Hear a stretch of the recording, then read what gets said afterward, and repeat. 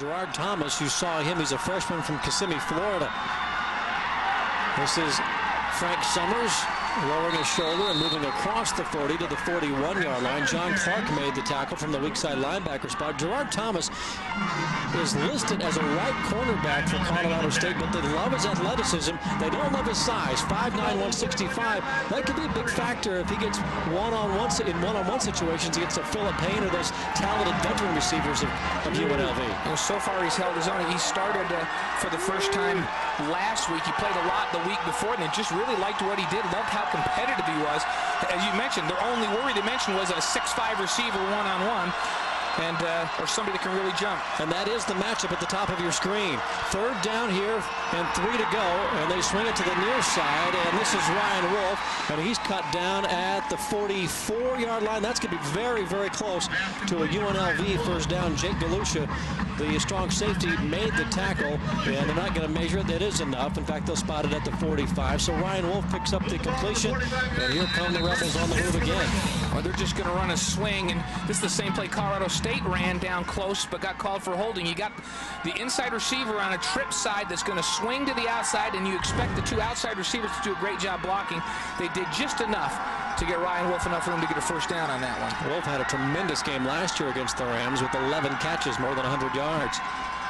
First down and 10 from the 45.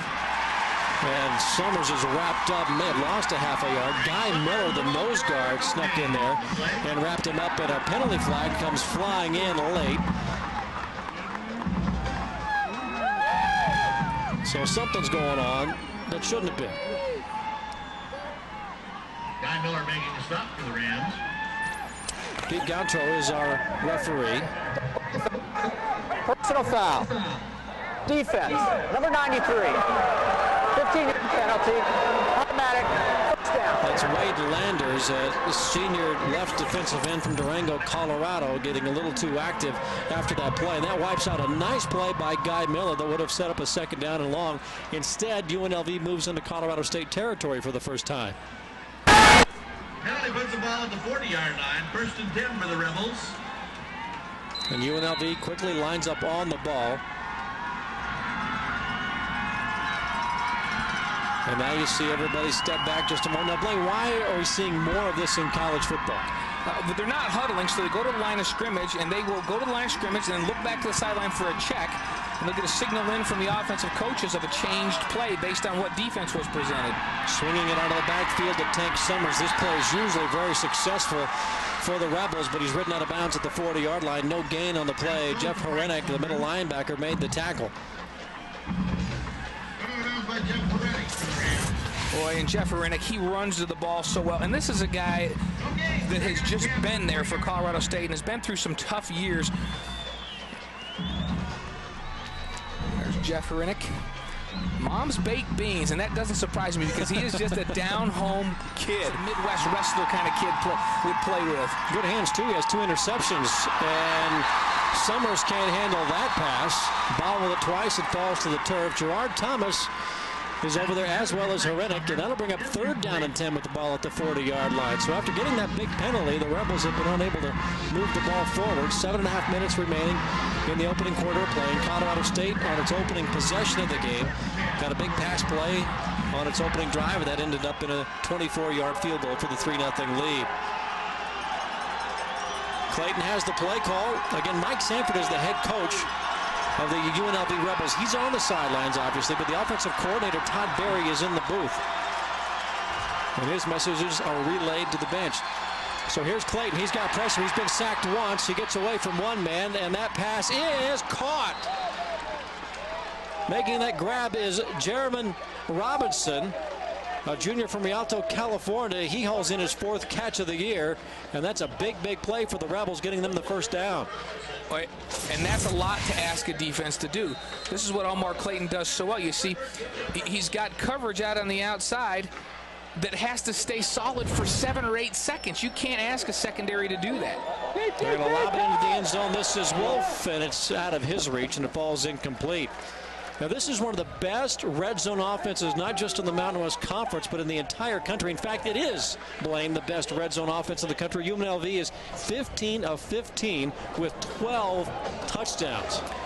Well, and they like to use that lob play. Omar Clayton has shown great touch throwing it up to the corner of the end zone on that lob. I'm a little surprised that that lob did not go to Philip Payne, who is, as they continue to track stats, 6 for 6 on lob passes into the end zone this year. And I asked the guys, I said, he's 6'3", but is it a great vertical jump? And they said it's not necessarily that. He's just got great timing and knows how to go and get it, a la Randy Moss. Clayton forced that pass into double coverage. He had some room to run, and he elected to throw the ball. He had a guy open just for a moment, and that was his tight end, Ryan Worthen. And it's now 3rd down and 10 from the 17-yard line. I think here on 3rd down, you can't get thinking, okay, we're in the red zone here, so we've got to throw the ball into the end zone. You think 3rd down, go get an 11-yard play right here and don't worry about throwing it into the end zone. And they're going to have receivers running all over. There's nobody in the backfield with Clayton. You've got Wolf, you've got Robinson. Payne is out there. Casey Flair. Frank Summers, the tailback, is the one split wide out to the left side.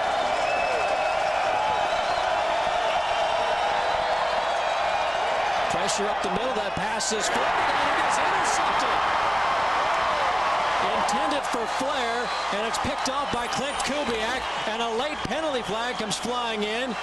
He got hit late, and there's also a penalty flag in the backfield. There might be a late hit on Omar Clayton.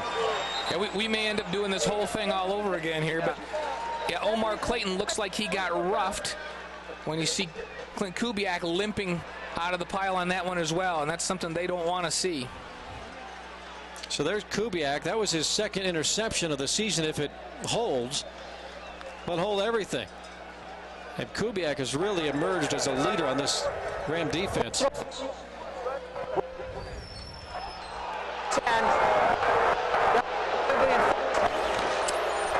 That's Huranek, who was called for roughing the passer. And the personal foul again. And Colorado State says, you're going to go empty, we're going to bring it. And Jeff Huranek comes right up the middle, unblocked,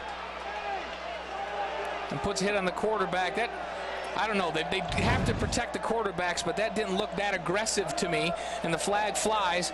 And Clayton had the right idea. He was trying to get it into the middle of the field. What you want to do is you throw it right back where the blitz came from. He did that, but he floated the ball. Had he been able to throw that flat in, it would have been a complete. Now, Colorado State has been the cleanest team in the country in terms of penalties. Only 16 flags have gone against them for just 30 yards per game. There was a personal foul, a late hit out of bounds delivered by UNLV. And they've marked off the roughing the passer penalty. Right now the ball is being moved inside the 10 to the 8-yard line. And now they're going to mark off the personal foul penalty against UNLV. So that's going to bring it back to the 22-yard line. So what they've done is the roughing the passer penalty stands against Colorado State, but the result of the play on the dead ball is a personal foul penalty against UNLV. So they're going to get the first down, but they're actually going to lose 5 yards. But what's bad for Colorado State is they're not going to get possession of the football. No, and the roughing the passer penalty was during play, and the late hit was a dead ball foul, so they're going to enforce both penalties. So the result is a net loss of 5 yards for UNLV, but I think they'll take that as opposed to giving up the football. Right, and it looks like they get a first down out of it as well. The scoreboard says 3rd, but the box on the field says 1st. And the official's holding up 3 fingers, so. Clayton pushed out of the pocket. Tight ropes along the sidelines. Now brings it back into the middle of the field, and a terrific open field tackle by Michael Sisson. And that's close to a UNLV first down. You've got to contain, and somebody has to have leverage all the time. And we're looking right here. You've got to stay leverage. Your outside guy in your pass rush against this spread offense has got to keep leverage, keep his outside arm free, and force Omar Clayton back in.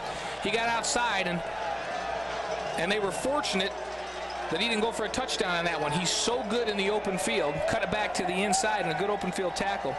But the box on the field was right. The exchange of those penalties resulted in a first down. The roughing the passer is an automatic first down, so we have 2nd down now. So on second down and 1, the ball is given to Tank Summers, and he gets just enough for a first down. Michael Sisson makes another tackle out of his strong side linebacker spot for the Rams. And it's first down and 10, the ball at the 11-yard line, and UNLV is trying to keep that string alive. Again, 15 of 15 on red zone opportunities this year. Much, much better than a year ago. In fact, they were last in the Mountain West Conference in red zone conversions. This year, the best in the country. And one of the reasons why is primarily because of Philip Payne, the freshman wide receiver. The coaches told us earlier this week we needed to get a big guy in the red zone that we could rely upon, and they've been able to do that.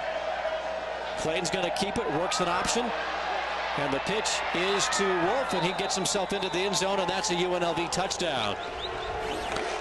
So they remain perfect, 16 of 16 on red zone opportunities, and instead of Ryan Wolf making a touchdown catch, he runs it in on the option for his 4th score of the season, and UNLV has taken the lead with 5:04 remaining in the opening quarter.